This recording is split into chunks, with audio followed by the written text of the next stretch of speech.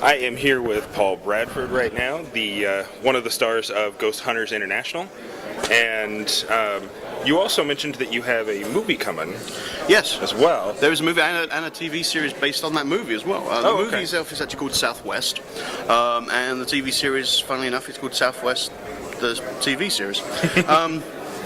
The TV series actually is going to be airing first for some reason. It's actually going to be airing on November 1st. It's on a channel called Bounce TV or Punch TV, something like that. It's situated throughout the country, and there's a lot of big cities that have this particular channel. I don't know how it works because I'm English, but and seriously, the American television, I don't really get a lot of it. But yeah, it's all good. Okay. Now tell me a little bit about how you got involved with Ghost Hunters. Oh, now that you should tell you a little bit. That's probably difficult.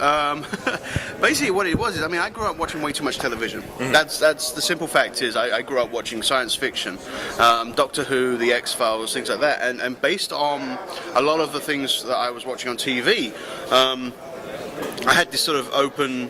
This whole, there's other things going on out there. Mm-hmm. You know, it opened up my mind to the possibility of different things that we don't understand. And obviously, growing up, I'm like sort of looking for that sort of thing. I'm trying to figure out what actually is going on out there. When I moved to America about 7 years ago now, I got the opportunity to join a couple of ghost hunters, like local teams, and I went out and I did a few little ghost hunts and things like that, and I started building equipment for them, which is this stuff here, like this. This is actually one of the things I built. 7 years ago I built these, but not those particular ones, because that would be silly. But I've sold thousands of these things to different groups and that. But like basically, I build them, and you know, other groups have heard of them, and they bought, you know, they want some as well for their team and things like that. So I was building these, and then it got picked up by like a blog talk radio, because I was basically building those for ghost hunters. Mm-hmm. You know, so the only ones you could get at the time for this is actually an infrared illuminator. This is for night vision cameras. The only ones you could actually buy were a Sony one, which was like $120, or a SEMA one, which was like $90 and lasted like 45 minutes and a 5-hour charge. I built these, which would basically last like 10 hours on one battery, and you could see 50 feet in total darkness, and people just wanted them. It was like the best thing they'd ever seen. So I just basically I carried on building them, and I did that, and I got picked up by Blog Talk Radio shows. I got picked up by like paranormal news websites, and I guess that sort of put me on the radar, because then I received a phone call from a television production company saying, "Hey, how would you like to be on a TV show?" Well, I'm not doing anything else, I might as well, why not? And so therefore they just sort of went from there. Okay.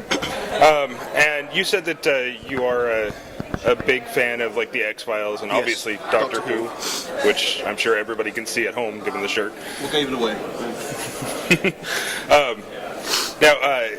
So that's sort of what kind of opened your mind, you said, as far as, you know, the idea of otherworldly, supernatural type stuff. Is there anything specific as far as like what you're watching now? I'm still watching Doctor Who. Let's face it, I mean, it's been going for 50 years. I'm still watching the same shows I was watching then.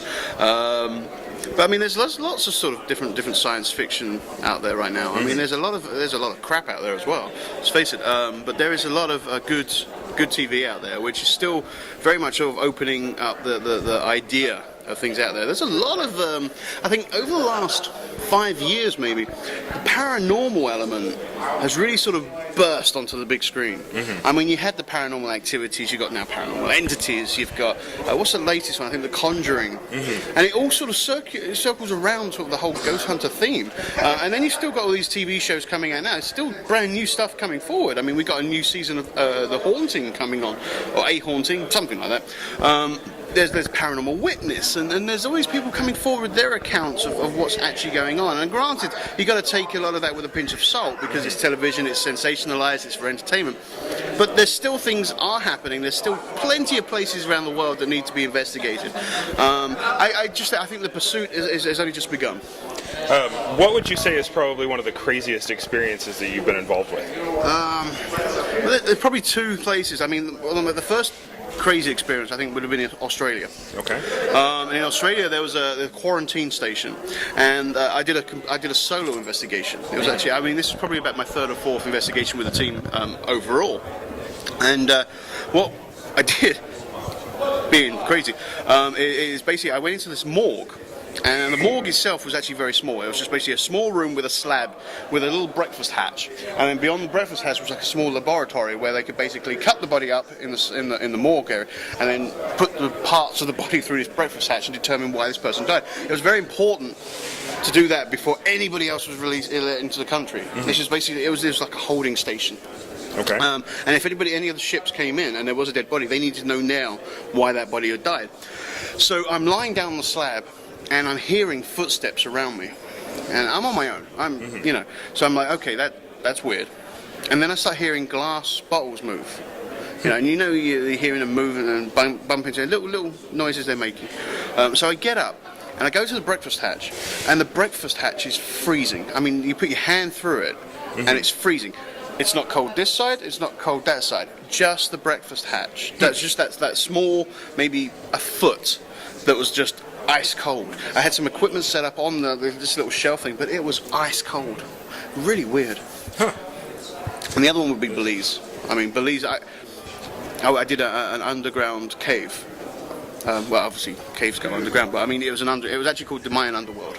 Okay. And we had to swim to get into the cave, and then we had to climb over rocks and go through waterfalls, and it was about 2.5 miles underground. I mean, it took us like 4 hours. Wow. See, as a kid, I always wanted to be either Indiana Jones or James Bond. I think that's the closest I'm ever going to be to Indiana Jones. It was amazing, and just to see this natural formation, which the Mayan would use as you know, their a cathedral and things like that. And there's actually 2.5 miles into it, and you actually saw the fossilized remains of the Crystal Maiden. It was actually a Mayan princess. Oh wow! And that was actually, it all crystallized as well.